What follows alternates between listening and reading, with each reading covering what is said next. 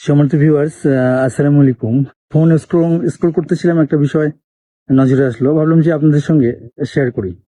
এবার তেল নিতে লাগবে Q R digital fuel pass, মানে আপনারা যারা ফুয়েল কিনবেন বা ফুয়েল কিনতে হয় যাদের, তাদের একটা ডিজিটাল ফুয়েল পাস এখন দেওয়া হবে।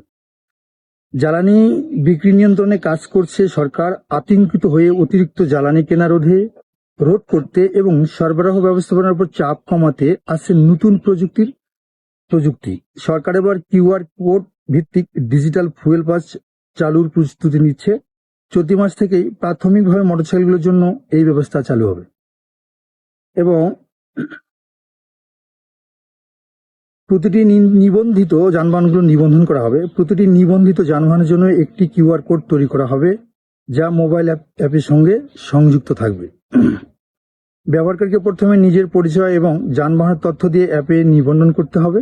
এরপর ফিলিং স্টেশনে জ্বালানি নেওয়ার সময় পাম্পকর্মী মোবাইল ফোন দিয়ে সেই কোড স্ক্যান করবেন। সিস্টেম স্বয়ংক্রিয়ভাবে সেই যানবাহনে জ্বালানি নেওয়ার তথ্য আপডেট করবে।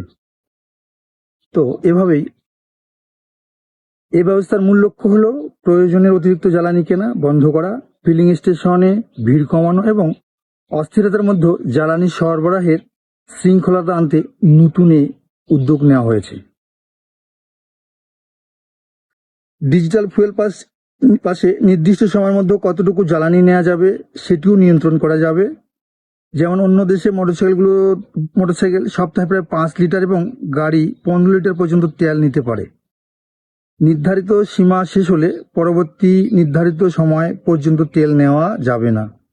অবশ্যই ব্যাপারটা ভাবার এবং ক্রিটিক্যাল ব্যাপার। আমরা যারা রেগুলার বাইক মানে রাইড করি, রেগুলার যারা আমরা বাইক রাইডস করি এবং কাজের পরিধি বা কাজের স্পেস, আপনার লং ড্রাইভের কতদূর যাবেন, তার উপর নির্ভর করে আপনার তেলটা ব্যয় হবে। তো সপ্তাহে 5 লিটার তেল, এটা আসলেই অনেক সময় অনেকের জন্য হয়তো বা তাদের জন্য অনেক অনেক টাফ হয়ে যাবে। সে ব্যবস্থার জন্য যেন সরকার কোনো পজিটিভ কোনো চিন্তা করেন।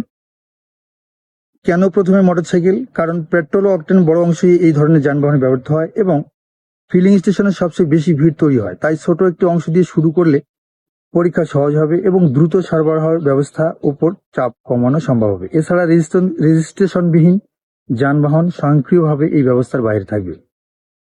ডিজিটাল ব্যবস্থা চালু করার আগে কয়েকটি জেলায় ম্যানুয়াল ফুয়েল কার্ড চালু করা হয়েছে। সাতক্ষীরা, ঠাকুরগাঁও, চুয়াডাঙ্গা ও সিরাজগঞ্জে পেট্রোল ও অকটেনে নেওয়ার সময় এই কার্ড বাধ্যতামূলক। এতে চালক ও যানবাহনের তথ্য লেখা থাকলে এবং তেলের পরিমাণ নথিভুক্ত হয়। ধন্যবাদ, সবাই ভালো থাকবেন। আর ভিডিওটা ভালো লাগলে অবশ্যই শেয়ার করবেন।